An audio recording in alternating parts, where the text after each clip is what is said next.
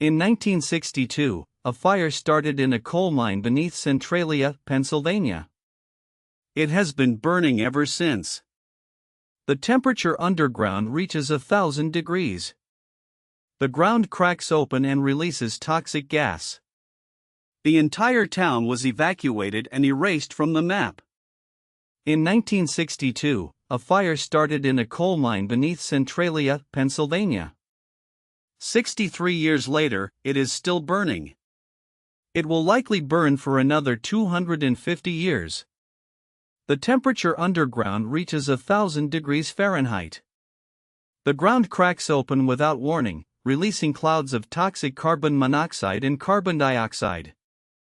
Sinkholes swallow trees and roads whole. Centralia was once a thriving mining town of over 1,000 residents. Today, its population is 5. The zip code has been revoked. The town has been erased from most maps. It started, as many disasters do, with something mundane. In May 1962, the Centralia Town Council hired 5 members of the Volunteer Fire Company to clean up the town landfill, which sat in an abandoned strip mine pit at the edge of town. The standard practice at the time was to set the trash on fire, let it burn down, and then cover it with dirt. They lit the fire. But the pit was connected to a network of abandoned coal mine tunnels that ran beneath the entire town. The fire spread underground, igniting a coal seam that stretched for miles beneath Centralia and the surrounding area. At first, no one noticed. The fire was burning hundreds of feet below the surface. There was no smoke, no visible flame. Life in Centralia continued normally for months. The first sign of trouble came in 1962 when a gas station owner noticed that the temperature of his underground fuel tanks was 172 degrees Fahrenheit. That's hot enough to ignite gasoline. The tanks were removed before they could explode, but the discovery sent a ripple of concern through the town.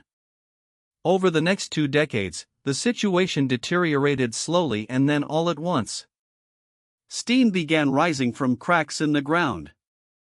Residents reported feeling dizzy and nauseous in their homes from carbon monoxide seeping through basement floors. Vegetation died in patches as the ground beneath it heated to temperatures that cooked roots alive. The most terrifying incident occurred in 1981. A 12-year-old boy named Todd Domboski was walking through his grandmother's backyard when the ground suddenly opened beneath him. A sinkhole 4 feet wide and 150 feet deep swallowed him. He survived only because he managed to grab a tree root as he fell. His cousin pulled him out. When rescuers measured the gases in the hole, carbon monoxide levels were lethal. That incident finally forced action. In 1984, Congress allocated $42 million to relocate the residents of Centralia. Most accepted the buyout and left. Their homes were demolished. The streets were ripped up. The town was systematically erased. But not everyone left. A handful of residents refused to go. They had been born in Centralia. Their families had lived there for generations. The underground fire, they argued, was not as dangerous as the government claimed. Or if it was, they would rather die in their homes than be forced out. As of today, 5 residents remain. They have been granted the legal right to live in Centralia for the rest of their lives. When the last resident dies, the state of Pennsylvania will take ownership of all remaining property. The fire itself shows no signs of stopping. It is burning through a coal seam that contains enough fuel to sustain it for at least 250 more years. Some geologists believe it could burn for 1,000 years. The fire has already spread across an area of nearly 400 acres underground and continues to expand. There is no known technology to extinguish it. The mine tunnels are too extensive, too deep, and too hot for any intervention.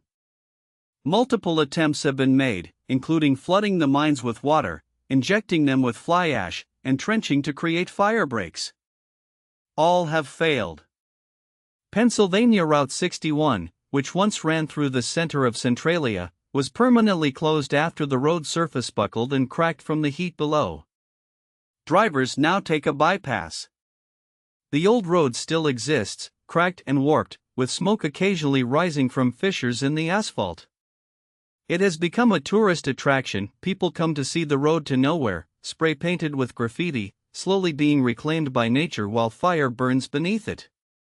Centralia is often described as a ghost town. But that's not quite right. Ghost towns are dead. Centralia is not dead. It is alive in the worst possible way, a town sitting on top of a fire that cannot be stopped, slowly being consumed from below, with 5 people who refuse to leave waiting for an ending that will come long after they are gone. The fire beneath Centralia will outlast every person alive today. It is a reminder that some mistakes, once made, cannot be undone. You can only move out of their way. If you found this fascinating, subscribe for more stories like this. We post new videos every week.